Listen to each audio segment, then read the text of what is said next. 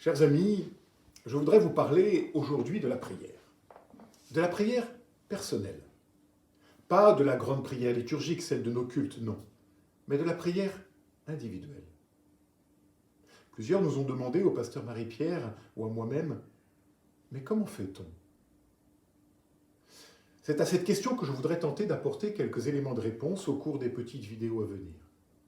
Pour aujourd'hui et tout d'abord, qu'est-ce que prier? De quoi parlons-nous lorsque je disais que la prière est ce qui nous tient debout? Le grand spécialiste du Nouveau Testament, le professeur Daniel Marguerat, le dit très simplement. Prier, ce n'est pas prononcer des paroles, c'est se tenir devant Dieu. C'est être devant Dieu et se laisser faire par lui.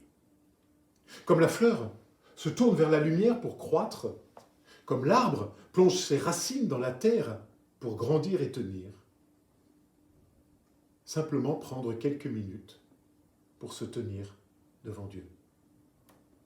Nous réduisons presque toujours la prière à une seule chose, la demande, la conversation avec Dieu, la parole. Il s'agit encore de dire, de parler, alors qu'il en va, pour moi, tout autrement. La prière est d'abord une mise en présence, une reliance, un déplacement, un décentrement pour se replacer devant un autre, devant Dieu. Nous pourrions dire que la prière est comme la respiration. Elle est composée de deux éléments indissociables, l'inspiration et l'expiration. À ces deux mouvements de la respiration, l'inspire et l'expire, correspondent les deux mouvements fondamentaux de la prière, l'écoute et la parole. Ainsi, je prétends que la prière est d'abord et avant tout une écoute, un inspire, et que c'est cette écoute qui nous donne à notre tour, comme en une réponse, d'oser prendre la parole devant Dieu pour pouvoir alors lui crier notre détresse, nos joies, nos peurs, c'est selon. Mais d'abord il y a l'écoute. Ce qui caractérise la prière dans les évangiles, c'est cette possibilité de se poser devant Dieu et d'oser une écoute attentive. Et pour cela, il faut au moins deux choses, prendre du temps et prendre de la distance.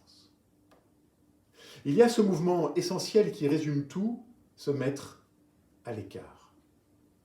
Ainsi, la prière sera d'abord un mouvement, un déplacement, aller dans la pièce du fond, dans le secret du plus intime, et là, se mettre à l'écoute. L'Évangile, selon Matthieu, nous en donne une très belle illustration dans ces versets qui précèdent directement l'enseignement du Notre Père. Pour toi, quand tu veux prier, entre dans ta chambre la plus retirée, verrouille ta porte et adresse ta prière à ton Père qui est là dans le secret. Et ton Père qui voit dans le secret te le rendra. Quand vous priez, ne rabâchez pas comme les païens. Quand tu veux prier, ainsi la prière dans les évangiles n'est jamais une obligation, elle n'est pas une loi, elle est offerte comme la possibilité d'une rencontre. Une seule certitude, Jésus, lui, priait. Chez Luc, du premier jour de son ministère public, au moment de son baptême, à ses derniers mots sur la croix, le récit nous précise que Jésus priait. Alors serions-nous plus forts que lui, que nous estimions pouvoir nous en passer? Amis, la prière est le lieu et le temps de la rencontre. Rencontre avec son Dieu, rencontre aussi avec soi-même.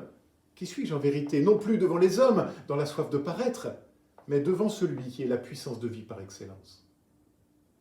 Rencontre avec son Dieu, rencontre avec soi-même, rencontre enfin avec les autres. Et c'est la place que je ménage dans mon écoute et dans ma parole pour tous ceux qui habitent ma vie. Et je pense que dans notre vie moderne, où tout va si vite, où tout évolue, change, bouge tout le temps, où il faut toujours justifier, expliquer, commenter, dans ce temps particulièrement compliqué et angoissant du confinement, prendre ce temps du silence et de l'immobilité au cœur de nos journées peut nous être salutaire. Comment faire cela? Eh bien, nous le verrons la prochaine fois.